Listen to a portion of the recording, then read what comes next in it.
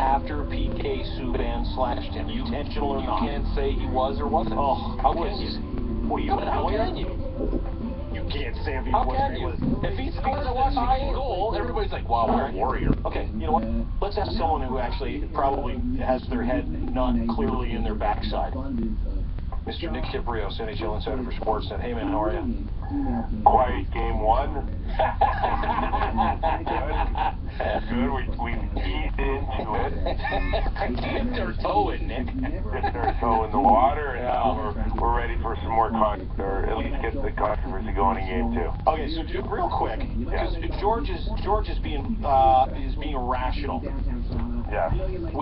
Do you think, Mark, first of all, just answer one question. You're a professional, you played professional hockey, you won a Stanley Cup, and you watch the game, you do this for a living. Was Mark Stone the same player, Absolutely not. Absolutely not. Mark Stone would have played 20 minutes last night, over 20 minutes last night. I think his number ended up being 15. He was clearly affected by the slash.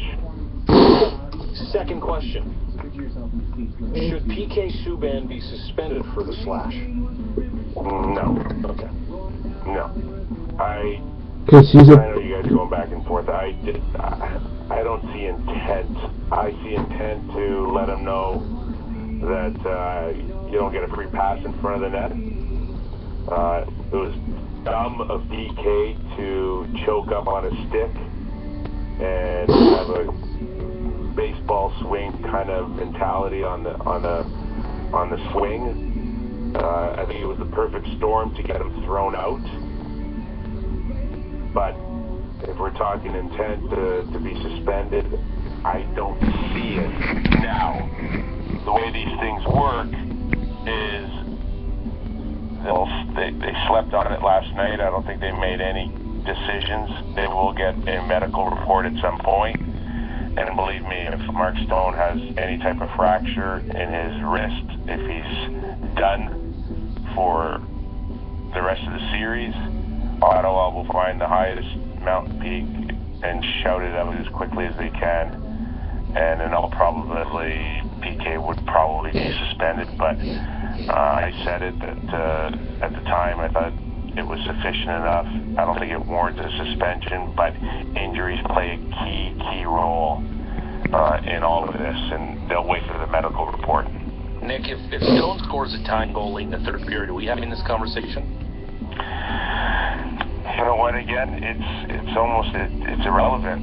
I think it comes down to, is he hurt? And if he is hurt, how much damage is there? And is there potential to miss game two or the rest of the series? If we've seen guys come back and play the rest of the game and then be out the rest of the series. It has happened in the past. It will dictate where this thing goes for PK. Again, on the surface, I watch it and I think it's enough that you were thrown out the rest of the game and yet you almost lost without your star player. And you thought the game was justified, the 5-minute game that was justified last night, you thought that was the right call? You know what, I did. I think, PK will disagree with me. But, and I don't know, we don't know enough about Stone. He certainly, we didn't come into this series and say, the ref's got to watch that Stone. He's got a reputation for diving and rolling around the ice like, he was shot. So, that there's not enough past reputation for Stone to believe that this is the type of guy that he is. I've been in situations on the ice when something's happened to me really bad, and I thought, I got hit in the eye. I thought I was blind, and for 30 seconds, and then a minute later, my eyesight comes back. I would probably give him the benefit of the doubt to say something was wrong. Did he pitch a nerve? Did his arm go numb? He looked like he was real scared at the time, and that factored into the referee saying that was a sufficient slash. I've got a hurt player. That's 5 in a game. I think I'm fine with that based on everything that went on during that event.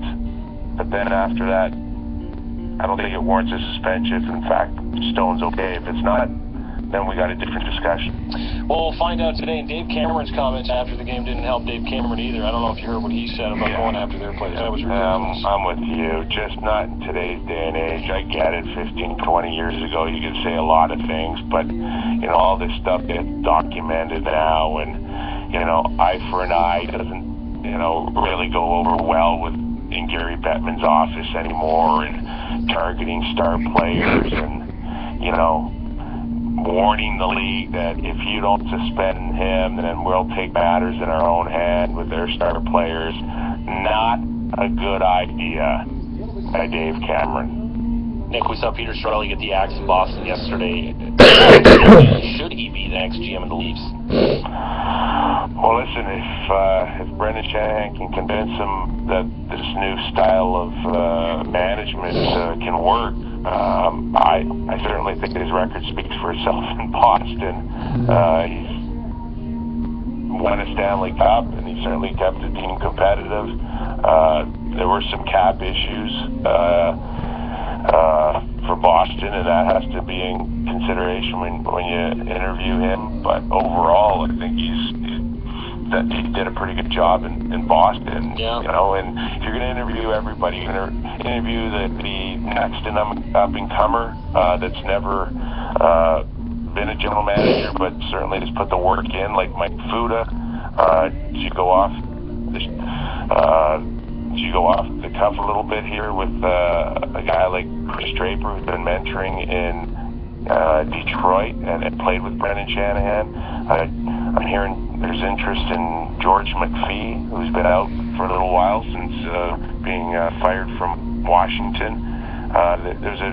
But are you going to get a top-flight guy like that, like McPhee or Chiarelli, to say, okay, well, I'm going to run everything I want to do by Shanahan anyway? No, I know, but it depends where he is in his life and if he's okay with it. But there's the lure of the Toronto Maple Leafs, and then there's 29 other jobs, and then there's the one team that you fantasize about winning Stanley Cup, one that hasn't been done. It's the ultimate challenge.